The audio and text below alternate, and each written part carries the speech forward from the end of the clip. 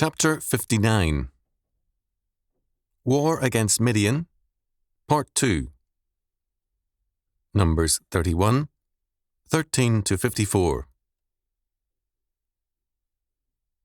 And Moses and Eleazar the priest and all the princes of the congregation went forth to meet them without the camp. And Moses was wroth with the officers of the host, with the captains over thousands and captains over hundreds, which came from the battle.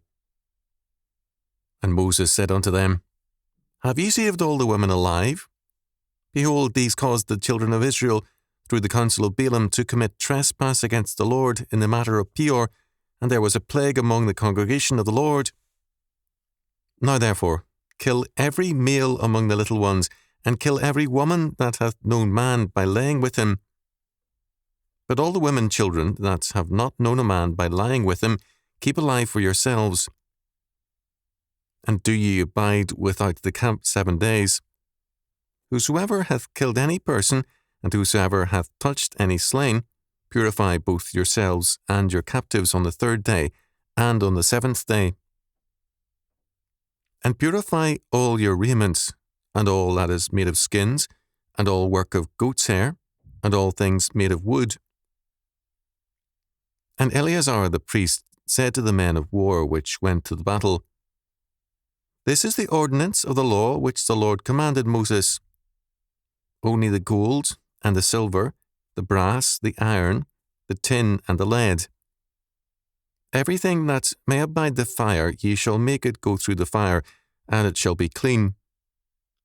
Nevertheless, it shall be purified with the water of separation, that all that abideth not the fire ye shall make go through the water. And ye shall wash your clothes on the 7th day, and ye shall be clean, and afterward ye shall come into the camp. And the Lord spake unto Moses, saying, Take the sum of the prey that was taken, both of man and of beast, thou and Eleazar the priest, and the chief fathers of the congregation, and divide the prey into 2 parts, between them that took the war upon them, who went out to battle, and between all the congregation. And levy a tribute unto the Lord of the men of war which went out to battle, 1 soul of 500, both of the persons, and of the beeves, and of the asses, and of the sheep. Take it of their half, and give it unto Eleazar the priest, for an heave offering of the Lord. And of the children of Israel's half thou shalt take 1 portion of 50 of the persons, of the beeves, of the asses, and of the flocks, of all manner of beasts, and give them unto the Levites, which keep the charge of the tabernacle of the Lord. And Moses and Eleazar the priest did as the Lord commanded Moses. And the booty, being the rest of the prey which the men of war had caught, was 600,000 and 70,000 and 5,000 sheep, and threescore beeves, and 1,000 asses, and 32,000 persons in all, of women that had not known man by lying with him. And the half, which was a portion of them that went out to war, was in number 300,000 and 30,000 and 500 sheep. And the Lord's tribute of the sheep was 615. And the beeves were 36,000, of which the Lord's tribute was 312. And the asses were 30,500, of which the Lord's tribute was 301. And the persons were 16,000, of which the Lord's tribute was 32 persons. And Moses gave the tributes, which was the Lord's heave offering, unto Eleazar the priest, as the Lord commanded Moses. And of the children of Israel's half, which Moses divided from the men that warred, now the half that permitted unto the congregation was 300,000 and 30,000 and 7,000 and 500 sheep, and 36,000 beeves, and 30,000 asses and 500, and 16,000 persons. Even of the children of Israel's half, Moses took 1 portion of 50, both of man and of beast, and gave them unto the Levites, which kept the charge of the tabernacle of the Lord, as the Lord commanded Moses. And the officers which were over thousands of the host, the captains of thousands, and captains of hundreds, came near unto Moses. And they said unto Moses, Thy servants have taken the sum of the men of war which are under our charge, and there lacketh not one man of us. We have therefore brought an oblation for the Lord, what every man hath gotten, of jewels of gold, chains and bracelets, rings, earrings and tablets, to make an atonement for our souls before the Lord. And Moses and Eleazar the priest took the gold of them, even all wrought jewels, and all the gold of the offering that they offered up to the Lord, of the captains of thousands, and of the captains of hundreds, was 16,750 shekels. For the men of war had taken spoil, every man for himself. And Moses and Eleazar the priest took the gold of the captains of thousands and of hundreds, and brought it unto the tabernacle of the congregation for a memorial for the children of Israel before the Lord. Numbers 31, 13 to 54. In my student days, on some occasions, professors, either individually or in small groups, would at times be ready to include a few students in their conversations. I recall that on one occasion I laughed at the particularly foul customs of one so-called quote-unquote primitive group, and an anthropologist took me sharply to task. It was as though I had laughed and carried on in a disturbing way in church. Every quote-unquote primitive rite was to him sacred, except Christian services. On another occasion, I was questioned at length by a scholar engaged in medical research. His own faith was a Barthian modernism, but he was respectful of my beliefs. He was doubtful of much of the historicity of the Bible, but, to my surprise, took Numbers 31 in particular, and some similar incidents, very seriously.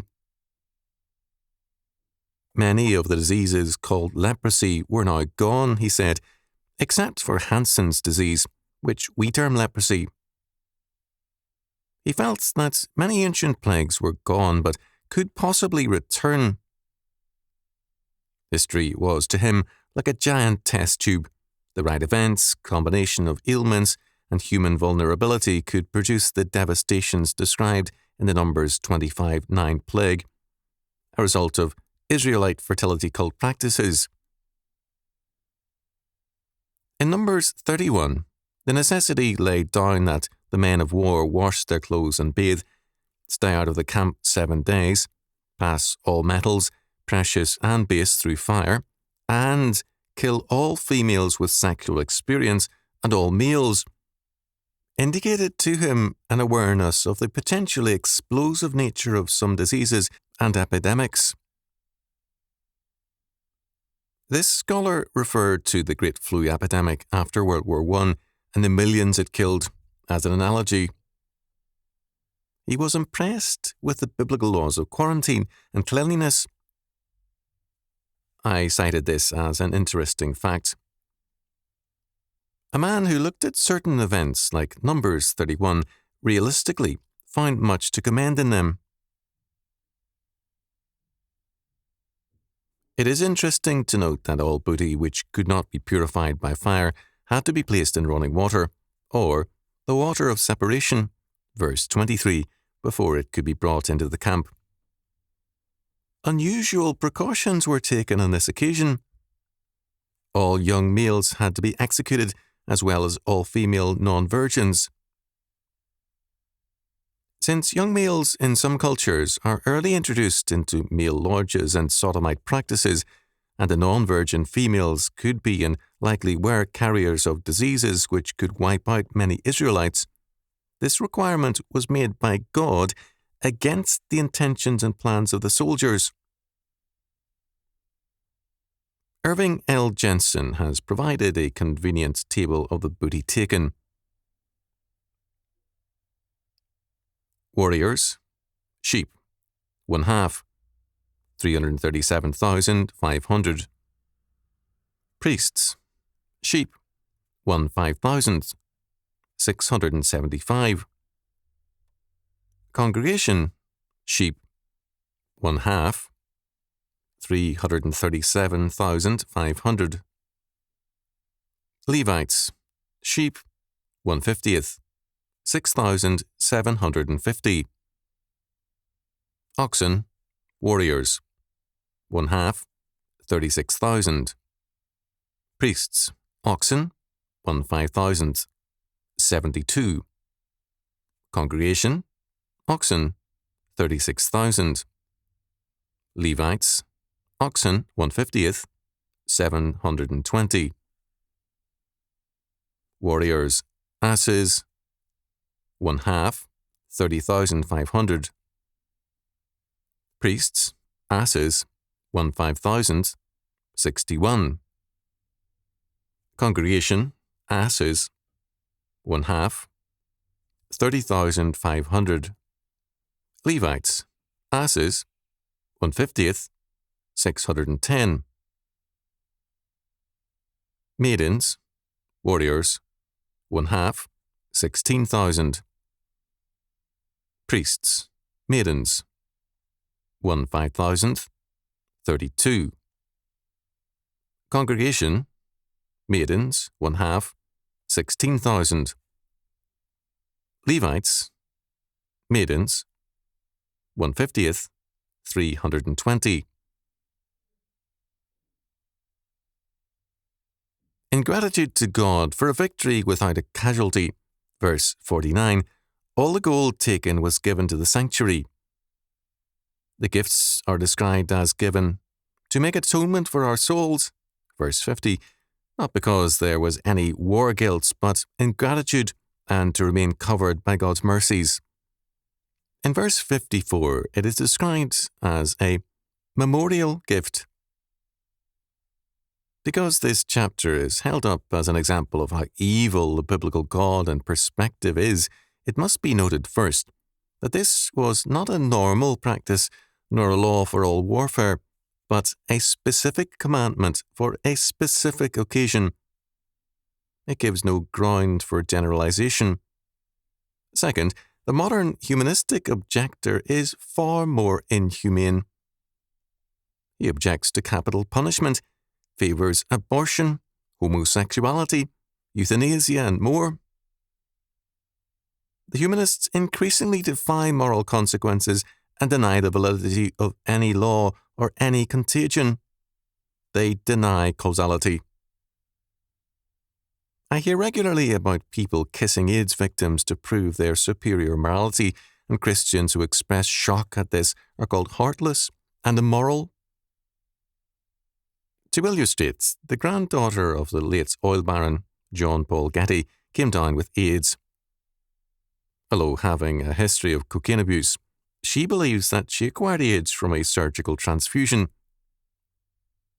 She was married at one time to Christopher Wilding, a son of Elizabeth Taylor. She shares with Wilding custody of 2 sons, one adopted. Eileen Getty was so panic-stricken on learning of her case of AIDS that Elizabeth Taylor took her into her Bel Air mansion and cradled Eileen Getty to sleep in her own bed night after night. Writer Kevin Sessions described this cradling as an American pieta. We have clearly 2 mutually exclusive moralities at work in our world today. One condemns God and His law word, and the other exalts what God requires, because there is neither truth nor law, nor any good outside of God.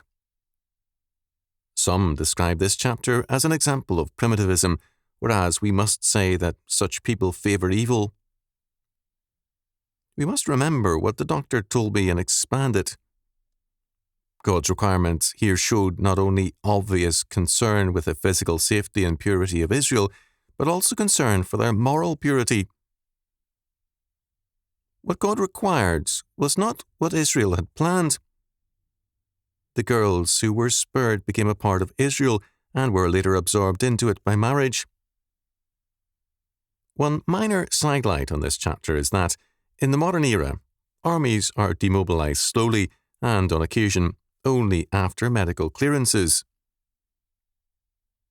In verses 13 to 18, Moses and Eleazar go outside the camp to meet the returning army and to require the execution of the sexually experienced woman and the quarantine for 1 week of all the soldiers and their booty. This was more than a normal procedure, and it again points to the fact of a serious danger of another epidemic, especially from the Midianite women. The quarantine was comparable to that of a leper, which tells us how seriously the need for purification was held to be. This is a fact which even Martin North, a modernist, notes. The leaders of the army are reproached by Moses with having left the Midianite women alive and brought back as prisoners, although it was these very women who had seduced the Israelites to Baal of Peor and had been the real reason for this war of vengeance ordered by Yahweh against the Midianites. They had been, therefore, the main culprits.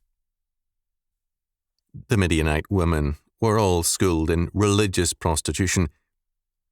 Leviticus 19:29 strictly forbids God's people from allowing their daughters to become prostitutes, but what we have here in Midian is even worse. Promiscuity in the name of religion. Varieties of religious prostitution have existed in many cultures, and they have been major sources of disease and social decay. The curious fact is that Muhammad in the Quran orders massacres and seizures of women as a routine part of war and a necessary part. God requires this on one occasion, and people who praise the Quran insist that the Bible is evil here and elsewhere. The bigotry and inconsistency of such critics is amazing.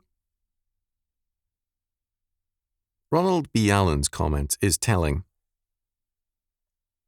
Such stories are bound to raise questions about the morality of the Old Testament. Ultimately, these questions are darts directed to the person of God. One cannot debate the quote-unquote morality of the Old Testament apart from the quote-unquote morality of God who is represented in these passages. And once one begins to ask, is God moral? The very question damns the speaker. For who is man to be instructor of the Lord? See Job 40:1 and 2. Ultimately, people of faith affirm, in the midst of the most negative environment, the God of Israel will do right. Given the callousness of modern warfare, and given the nature of the warfare against the law-abiding in our streets, for men to condemn God is arrogance indeed.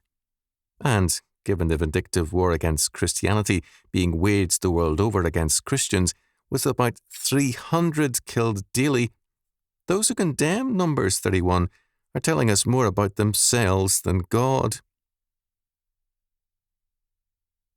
T.E. Espin's comment was good.